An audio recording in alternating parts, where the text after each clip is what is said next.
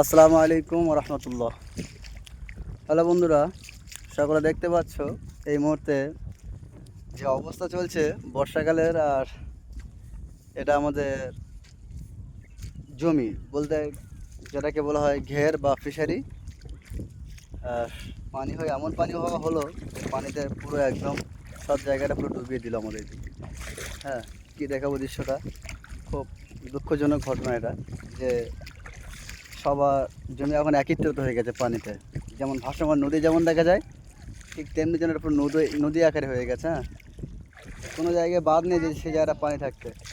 পানি পুরো সবটা মানে প্রত্যেকটা জায়গায় পানি পৌঁছে গেছে। আর যাতায়াতেরও অসুবিধা হচ্ছে সবার, প্রত্যেকটা মানুষের, যারা ঘের করেছে এমনকি মাছ ছেড়েছে, সে মাছগুলো আপাতত জানি না কার কেমন অবস্থা যাচ্ছে, কিন্তু আমাদের এখানে এই অবস্থাটা খুব বেশি ভালো নয়। হ্যাঁ, তো কাদের ওদিকে কেমন দিন পার হচ্ছে এই সময়টা, সকলে একটু কমেন্ট করবে।